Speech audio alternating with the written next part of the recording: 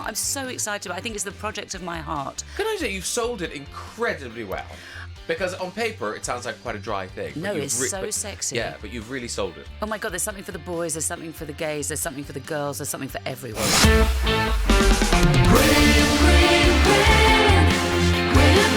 The Graham Norton Radio Show on Virgin Radio. I'm talking to Tracy-Ann Oberman. She is touring the country in The Merchant of Venice 1936. It's reimagining of Merchant of Venice. And where are you next week? We're just finished at the RSC. We're going back to the Royal Shakespeare Company Swan in January. Next week we're in High Wycombe. We're going to York. We're coming to Wilton's Cable Street. We're going to Chichester Minerva. We are going to Manchester Home. Yeah. We are going to Wales. Oh, love to go to Cardiff, yes. We're bringing this Malvern. Don't forget Malvern. Malvern. And we're Home of the water. Home of the water, but no steps. They won't let us put our jetty steps into the theatre. So if you're listening, Malvern, we need those jetty steps. Break the rules. Our set is beautiful. Not in Malvern. Not in Malvern. So you've got that going on, but you were just mentioning you've just finished a new radio play. Yes, I write Radio 4 plays all about sort of the golden age of Hollywood, and I've just written my 5th one. It was a big step up for me, Graham, because it was the Saturday afternoon 1-hour special. But I've written it about Mae West. Okay. And she was such an icon. Without Mae West, we wouldn't have had Madonna, Miley Cyrus, RuPaul. I mean, she was it. 1926, she was 32. She hated the part she was being offered.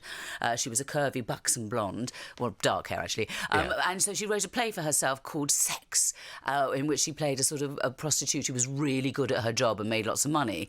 And she put it on. It was a smash hit. I think in 1926 she was really racy and showed an ankle. And then they decided to clean up New York, this new mayor, and they smashed into the theatre, arrested her for criminalising and depraving the youth of New York, put her on a big court case, and they said, right, you either take this play off and never put it on again or go to prison. And she went, well, I'm going to go to prison. So I've written the play about that time in prison, and apparently she dined with the governor every night, and then he let her go after 2 days, I think, because she was too hot to handle. But it's a play about that. It's really interesting. But I think when people go back and look at those plays, I mean, they were terrible. Terrible. But kind of for their time. What I loved about Mae West is that, you've got to remember in the 20s, like mid-20s, she ended up writing, she saved Paramount Studios.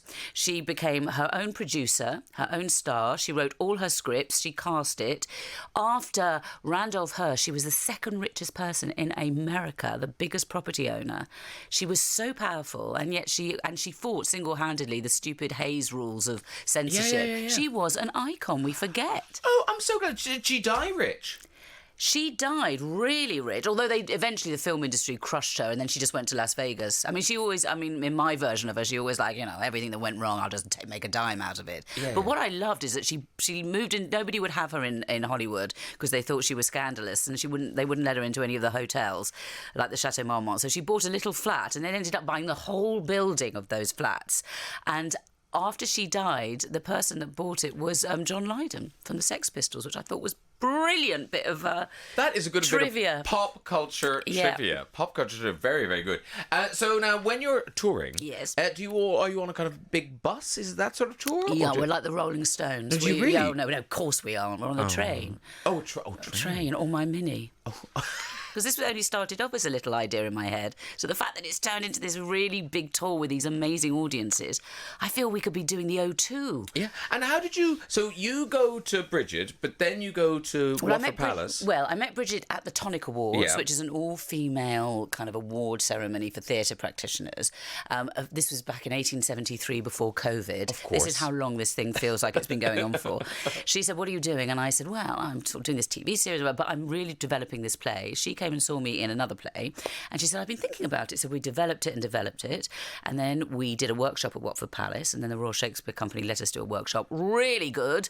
We're on our way to do a 5-theatre tour and come into the West End, and then COVID hit, and then the whole thing shriveled down to, we all shriveled down to nothing. And then it kind of resurrected a lot because of the Royal Shakespeare Company really came on board. Eileen Davidson, Trafalgar Entertainment, they said, no, this play has a very strong message. It's very zeitgeist. zeitgeisty.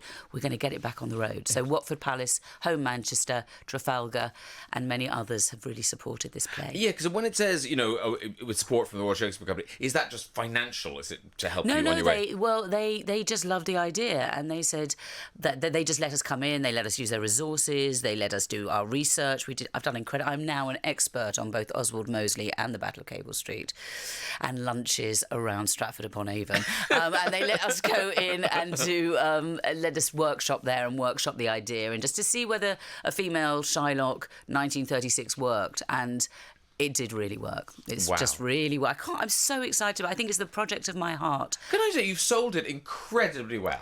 Because on paper, it sounds like quite a dry thing. No, it's so sexy. Yeah, but you've really sold it. Oh my God, there's something for the boys, there's something for the gays, there's something for the girls, there's something for everyone.